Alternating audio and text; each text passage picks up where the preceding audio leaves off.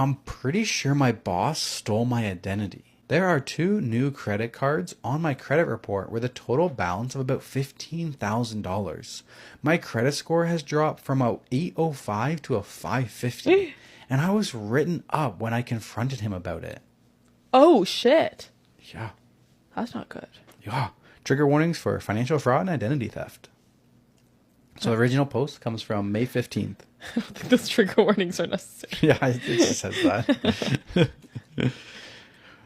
Original post is from May 15th. I work for a relatively small business. There's only about 50 of us, and I've been working here for about 3 years. The owner of the business I know has been stressed out over the financials for the last 6 months. We've gone from fairly profitable to slightly unprofitable since December. Since I've worked here, I can think of a 2-month span of time that the business hasn't been profitable. But even then, we were only down a couple $1,000s total on that second month. Well, back in January, we had our worst month since I've worked here, and it only improved slightly for February. The credit cards on my credit report were opened in February and looked to have been maxed out by March. Fast forward to last week, and my boss, the owner of the company, is out of the office for a day, and a coworker grabbed the mail. It had a discovery bill with my name on it. She gave it to me, and I was extremely confused. It was definitely my name, but the company's address with the suite designated solely for my boss. I opened it up and found out that I owe more than $10,000, and my payments are more than 2 months late. I called Discovery, and they emailed me a description of the charges. About a dozen of them, all with the headings of my company. It was clear someone ordered a card in my name and literally paid my company about $10,000 from the card back to early March. Of course, I was livid and immediately disputed all the charges. I checked my credit report, and there was another card which seemed to have been opened around the same time with more than a $5,000 balance. I called the bank, and they sent me the transaction list. Same thing. At this point, I was pretty sure it was my boss, as I know he has access to my social security number from my hiring paperwork, and the address to both cards was his suite number in the building. As I'm talking with my work group about it, someone else said that they had their identity stolen in January, but they got it taken care of through TransUnion. They said the charges went to a supplier of ours. Turns out there was a third employee from our work group of 5 who had their credit stolen at the start of the year when they checked their credit after hearing us talking about it. For whatever reason, they are having that credit card company send them the statement as they couldn't be emailed. Last Wednesday, I confronted my boss about the credit cards, and he denied everything. He said whoever it was probably just used the work address because they have found it through my LinkedIn. He also said to wait 120 days before disputing anything, which I found to be extremely weird, but the credit card companies would take care of everything. I decided not to take his advice and disputed everything on the credit websites that day. Monday comes along, and he calls me in asking if there's anything new on my credit since the other two have talked to him about their issues as well. I told him I disputed everything, and then he got pissed. He was enraged that I disputed it so soon and said something that caught my attention. "So it's you who's causing the holds." I later found out the company credit merchant account is now on hold for fraud. This morning I get called in again, and this time was given a written reprimand for my, quote, unsatisfactory performance due to my lower sales numbers for last month. I've never gotten a written reprimand ever at this job, and a separate one for unsatisfactory performance for a recurring customer canceling their subscription because they went out of business. I guess my question is, where do I go from here? I feel a constructive dismissal is coming on if the company doesn't go to business first. I'm also concerned about the credit card accounts, as I haven't heard anything back yet when I disputed them. Get a lawyer. Get a lawyer? Get a lawyer. We got an update coming in June 26th. Okay. Update. I no longer have a job. I received 3 more reprimands and was terminated last Friday. I went to the police a couple days after the original post. However, 4 other employees have also had their identity stolen in a similar way. Oh my God. We've all gone to the police, and last Monday a detective showed up at our office. He only ended up staying about 10 minutes. On Tuesday, someone else, who we think was an attorney, spent about the entire day in my boss's suite. On Friday, I was terminated, and at least a dozen other people were laid off, including the others I know have had their identity stolen. I'm going to take about a month to just chill before trying to find something else. I feel like I owe it to myself after the last 6 weeks at work. One of the accounts is now off my credit, and I expect the other one to come off any day now. It sounds like they're starting to come off my coworkers' accounts as well. I'm not sure what's going to happen next from here, but I hope my old boss gets what's coming to him. I'll start working on my resume next week, and I'm going to file for unemployment, even though I know he's going to fight it. I'll keep checking my credit daily as well to know for sure if the other card is going to fall off.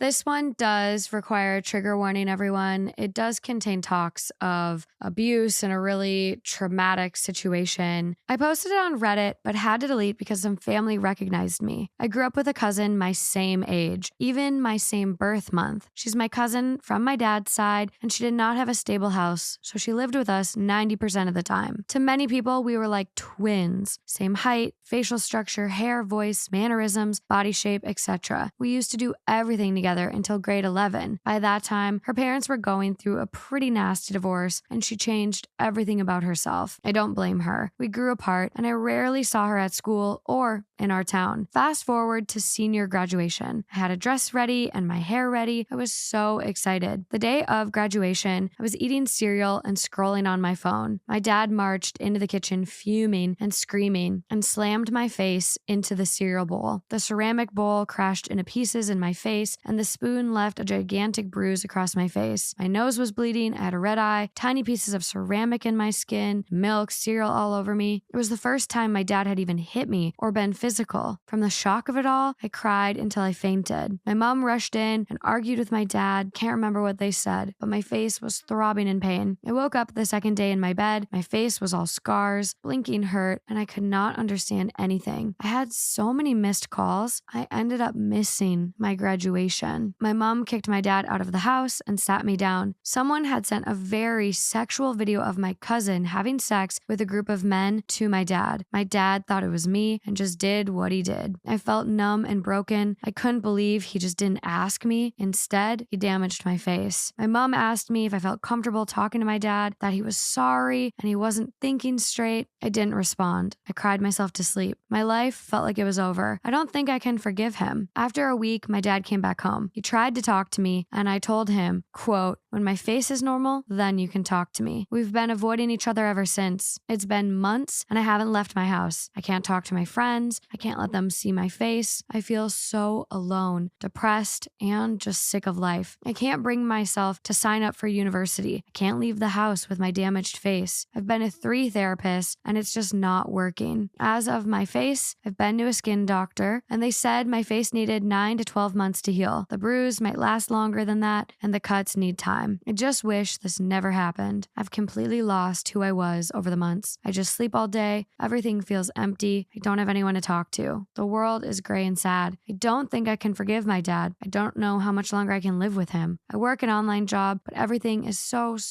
expensive. I can't move out. What do I do? What can I do? You first start by suing your father, filing charges against him, because you need to pay for these things that are going to heal you cosmetically, and you're going to continue to have need to get healed for what's going on emotionally. Something I thought in the additional info that's important, my dad has not even tried to reach out to me, and my mom has given up on helping me. I don't blame her. No, both of your parents seriously let you down. Seriously. You are still beautiful. Don't let this fucker shape the rest of your life. Yes, like this is a traumatic fucking event, and you're reminded when you look in the mirror, but it is going to get better, and you deserve to move on with your life and live a big, full, happy, beautiful life. I, 29 male, am staring down 30 and have never had any kind of relationship or even kissed another person in a romantic way. In high school, I was a small nerdy guy with no lack of friends, but I just never ended up dating anyone. I really don't think anyone was interested, but I wasn't very interested at the time. My parents also would say things about us not being allowed to date in high school, so I just focused on my studies. When college came around, I was working and commuting to a fully residential campus, so I never really experienced experience the college experience. I had some friends, and some of whom I'd go to dinner or movies with one-on-one, but nothing romantic ever happened. One of these friends mentioned offhand after months that we were dating, which was a complete surprise to me. She was leaving at the end of the semester, so we had the conversation and decided not to continue to pursue it. No idea how I missed that I was in a relationship. After college, I spent a lot of time working on myself and figuring out who I am as a person, which left me in an awkward spot. I am an adult man trying to date while having zero dating experience. How do I go about approaching that subject with a possible partner? Is it even something I should bring up? With the age I am and the age range of women I'm dating, I just want to value their time and not put the responsibility on them to teach me how to act. Ideal outcome, I value honesty really highly, and my ideal outcome would be to have a plan on how to approach this conversation with a prospective partner.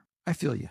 And the reality is you're actually in a good place. You Mm-hmm. may not realize it, but the one thing that you have going for you is you understand that friendship is more important than physicality. Yes, you can certainly say to them, this is new for me. You watch the movie Hitch. Hitch really Hitch hit it. When you move in to kiss somebody, you also allow them to have the ability of coming to you. And then you know if it's something that's part of both you that you both want. Mm-hmm. Hitch is a great movie. Honestly, I would watch that. I think Hitch really nailed it. Albert Brenneman. That's right. Yeah. Really, when you get in a relationship, most of it's timing. You're at that time, you're feeling it, you understand you'd like to have something like that. And as you meet these people and you talk with them and you do decide you want to spend time with them and you guys connect emotionally, when you go in for the kiss, follow Hitch's advice. 90-10 is what it was. Mhm. You go 90 and let them come the other 10. But I really agree. I think being 29, it's a great age. Like, people are very serious with their intentions at 29 with Mhm. dating and knowing who you are. People spend their whole 20s trying to figure that out. So you know who you are. You know what you want. As far as getting dating experience, you're only going to get it by doing. So it's time to put yourself out there, as scary as it might be. Get on the apps, go to places like coffee shops or a library or maybe a bar, like whatever fits your vibe, your style, and put yourself out there. Make friends, talk to people. Well, he's spending time with people. I mean, he's friends, he's but, going out with them but never transpired in anything serious. And even when it did, because he was said, afraid or because he no, didn't feel it. I'm not sure, but I think it was said, like, even when I did spend time with someone one-on-one, she said I was her boyfriend, and like I didn't even really realize. He didn't get the memo. Missed the memo. So it's one of those things where it's like maybe it goes above your head, but like now you're intentionally dating. You're going to put yourself out there. You're going to go on these dates. You're going to find out, you know, what kind of people you're into. I think as far as disclosing your lack of experience, I don't think you really need to until, you know, you start getting more serious with someone, third, fourth, fifth date, whatever that feels like. And people kind of talk about past relationships. Then you can be like, you know, I've had some friends. I, you know, dated someone casually, but I've never really had anything serious. I focused on myself, on school, and he could on even working. And he can go. I've never even been so serious with someone that I've kissed him. It depends on what you're comfortable with. That's right. I personally don't think that's necessary. And if that's something that feels true to you, you can. It's a big deal to him, though. Maybe. It might be like because you're nervous, you know, you're nervous to get that experience, but I don't think you necessarily need to disclose, like, I've never kissed anyone before kissing someone for the first time. I feel like the only disadvantage you have that you should just recognize within is the fact that you don't have the experience of past relationships to have a strong radar. You're not going to be able to pick up red flags of things you've experienced before and led to the demise of the relationship, which is also kind of exciting and fun at the same time because you're going into a dating pool of people that have been through the bullshit and don't want any more bullshit, which is kind of nice because when we're all dating, when we're young, you go through the shit. I mean, you get cheated on, you get broken up with. It's a dumpster fire out there. You just deal with so many inadequate partners and people, and not to say you won't experience heartbreak, but it'll be different. I do think at some point, once you're really having a connection with someone and things are tending to get more serious, it would be good to disclose your lack of dating experience because that's just you telling them who you are. It's not like you're going to hide who you are. Oh, I'm going to pretend to be something I'm not. It's like nobody wants that, especially at this age. A lot of people are dating to marry or at least to have something serious. Mm-hmm. So I think be the true, authentic self you are fully, but wait for the right time. And I Yeah, think that'll that's come once you what I think have too. that connection and someone's art. You've kind of already set the hook.